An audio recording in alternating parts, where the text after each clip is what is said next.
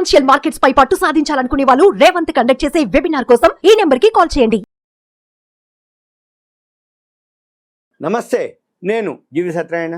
ఈ వీడియోలో EPFO employee provident fund organisation వాళ్ళు ఈపీఎఫ్ ఏదైతే ఉందో ఎంప్లాయీ ప్రావిడెంట్ ఫండ్ ఆధార్ లేకుండానే క్లెయిమ్ చేసుకోవచ్చు అనేది ఈ కంటెంట్. దీంట్లో ఇప్పుడు జనరల్గా ఏదైతే ఎంప్లాయీస్ ఉంటారో వాళ్ళకి ఈ ఫిజికల్ క్లెయిమ్స్ సెటిల్ చేయడానికి యూఏఎన్ యూనివర్సల్ అకౌంట్ నెంబర్ని లింకు చేయాల్సిన అవసరం లేదు అని EPFO employee provident fund organisation ఒక ప్రకటించడం జరిగింది. ఎప్పుడు డిసెంబర్ 1వ తారీఖు నాడు ఈ ప్రకటించడం వలన ఈ సర్క్యులర్లో ఏదైతే కొత్తగా ఏవైతే పేర్కొన్న సవరణలు ఉన్నాయో వాటి మార్పులు ఏందో చూద్దాం. ఈ మినహాయింపు ఏదైతే ఉందో అందరికీ కాదు, భారతదేశంలో తమ అసైన్మెంట్ పూర్తి చేసి ఆధార్ పొందకుండా స్వదేశానికి తిరిగి వెళ్ళిన అంతర్జాతీయ వర్కర్లు, అంటే మన వాళ్ళు కాకుండా మన దగ్గర పనిచేసి మళ్ళీ వాళ్ళ దేశానికి వెళ్ళిపోయినటువంటి అంతర్జాతీయ వర్కర్లు, లేదు విదేశాలకు వలస వెళ్ళి అక్కడ పౌరసత్వం పొందిన ఆధార్ లేని భారతీయులు, విదేశాలకు వెళ్ళి అక్కడ పౌరసత్వం పొంది ఆధార్ లేని భారతీయులకు ఈ మినహాయింపు వర్తిస్తుంది. అంటే భారతదేశంలో వాళ్ళ యొక్క, అంటే వేరే దేశస్తులు మన భారతదేశంలో అసైన్మెంట్ పూర్తి చేసి మళ్ళీ వాళ్ళ దేశానికి వెళ్ళినట్టయితే అక్కడ పౌరసత్వం పొందిన వాళ్ళకి ఆధార్ లేని వాళ్ళకి ఇది వర్తిస్తుందని చెప్పటం. అయితే ఈ ఈపీఎఫ్ఓ ఎంపీ చట్టం ప్రకారము ఉద్యోగులుగా అర్హత పొంది ఆధార్ లేకుండా భారత్ వెలుపల నివసిస్తున్న, అంటే నేపాల్ కానీ భూటాన్ కానీ ఈ పౌరులు ఈ మినహాయింపుని వినియోగించుకోవచ్చు. అంటే మన బార్డర్ కంట్రీస్ నేపాల్, భూటాన్ అవి అయిన తర్వాత వీళ్ళంతా ఏదైతే ఆధార్ ఉందో ఈ ఆధార్ స్థానంలో పాస్పోర్ట్లు ఉంటాయి వాళ్ళకి. ఈ పాస్పోర్ట్లు ఏవైతే ఉన్నాయో పౌరసత్వ గుర్తింపు ధృవీకరణ పత్రాలు వాళ్ళకి ఆల్టర్నేటివ్గా పత్రాలు ఉంటాయి అన్నమాట వాళ్ళు. అయితే దీన్ని ఏమంటారు, ఈ డ్యూ డిలిజెన్స్ ప్రక్రియలో భాగంగా మినహాయింపులు క్లెయిమ్ చేస్తున్నటువంటి ఉద్యోగుల బ్యాంకు ఖాతాలని తనిఖీ చేయాలని, పిఎఫ్ ఖాతా బ్యాలెన్సు 5 లక్షలకు మించి ఉంటే సంబంధిత యాజమాన్యాలతో వివరాలు ధృవీకరించాలని ఈపీఎఫ్ఓ అధికారులను సూచించడం జరిగింది. అయితే ఈ సెటిల్మెంట్ సొమ్మంతా కూడా ఎన్ఈఎఫ్టీ ద్వారానే బదిలీ చేయనున్నట్లు తెలపడం జరిగింది. సింపుల్గా ఏంటిదయ్యా అంటే ఆధార్ లేకుండానే ఈ ఎంప్లాయీ ప్రావిడెంట్ ఫండ్ క్లెయిమ్ అవుతుంది అనేది ఈ ఒక్క వీడియోలో ఉన్నటువంటి సారాంశం. ఎవరికి, నేపాల్ భూటాన్లో ఉన్న వాళ్ళు ఇక్కడ పనిచేసి అక్కడికి వెళ్తారు, వాళ్ళకి ఆధార్ ఉండదు. ఎందుకంటే నేపాల్ భూటాన్లో ఉన్నారు కానీ పని కొరకు ఇక్కడికి వచ్చారు, వాళ్ళకి లేదు. ఇక్కడ పని చేసినాక మళ్ళీ అక్కడికి పోయినాక వాళ్ళకి క్లెయిమ్ చేసుకోవడానికి అవకాశం ఉంటుంది అనేది అనమాట సింపుల్గా. ఇప్పుడు అంటే వాళ్ళు ఆ పని కోసం వస్తారు, ఆ పని అయిపోతుంది, వెళ్ళిపోతారు, వాళ్ళకి క్లెయిమ్ చేసుకోవచ్చు అనేది సింపుల్గా దీని యొక్క అనమాట. దీన్ని మన పని ఏంటిది అంటే ఈ ప్రావిడెంట్ ఫండ్ మనం మామూలుగా ఆధార్ ఉండి ఇండియాలోనే ఉండి ఉన్న వాళ్ళకి ఇవి వర్తించదు, ఇది సింపుల్గా. అయితే ఈపీఎఫ్లోనే ఇంకో కంటెంట్ ఉంది, అది కూడా మీకు దీంట్లోనే కలిపి చెప్పడం జరుగుతుంది. అయిన తర్వాత అదేంటిదో చూద్దాం.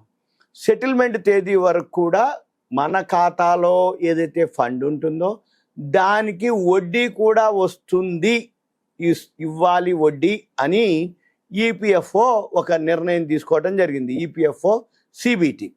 ఈ ఈపీఎఫ్ఓ సిబిటి ఏంటంటే ఢిల్లీలో అనౌన్స్ చేయడం జరిగింది. ఎంప్లాయీ ప్రావిడెంట్ ఫండ్ సెటిల్మెంట్ విషయంలో వడ్డీ చెల్లింపులు సంబంధించి ఈ employee provident fund office central board of trustees CBT central board of trustees ఒక కీలక నిర్ణయం తీసుకోవడం జరిగింది.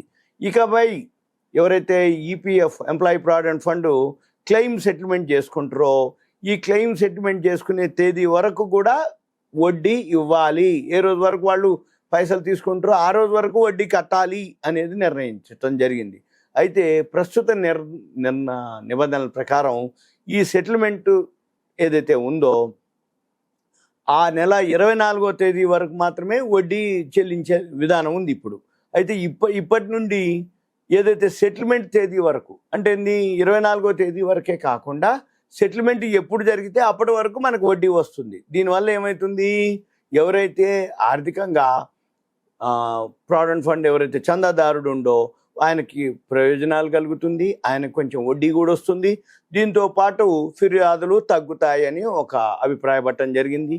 దీన్ని కేంద్ర కార్మిక శాఖ మంత్రి మన్సుఖ్ మాండవియా నేతృత్వంలో ఢిల్లీలో జరిగిన 236వ సిబిటి సమావేశంలో ఈ నిర్ణయం వెలువడటం జరిగింది. దీంతో పాటు మరిన్ని నిర్ణయాలకి ఈ సిబిటి బోర్డు అనౌన్స్ చేయడం జరిగింది. దీంతో ఏంటిది, ఆర్థిక భారం నుంచి తప్పించుకోవటం, ఉద్యోగ భవిష్యత్ నిధి సంస్థతో రిజిస్టర్ కాకపోవటం, ఉద్యోగుల నిధులను డిపాజిట్ చేయకుండా ఎగవేతలకు పాల్పడే సంస్థలకు క్షమాభిక్ష ప్రసాదించాలని సిబిటి నిర్ణయించడం జరిగింది.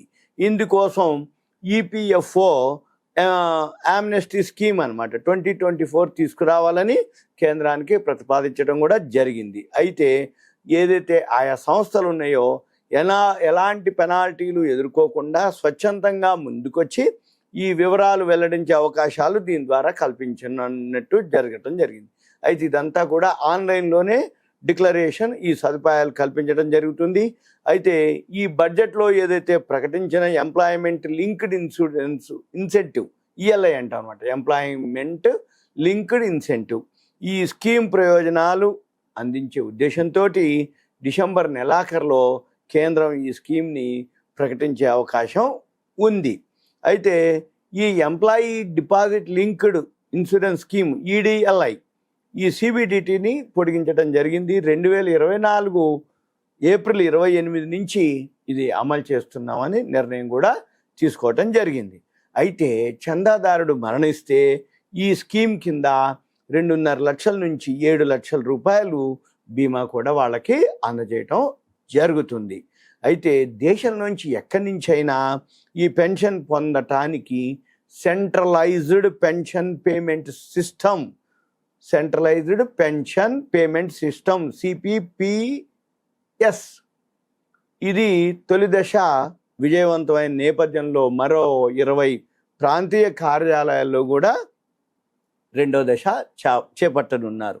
ఇది 2025 జనవరి 1 నుంచి, ఇప్పుడు మనం డిసెంబరులో ఉన్నాము, 2025 జనవరి 1 నుంచి పూర్తి స్థాయిలో అందుబాటులోకి తేవాలని ఈ సమావేశంలో నిర్ణయించడం జరిగింది.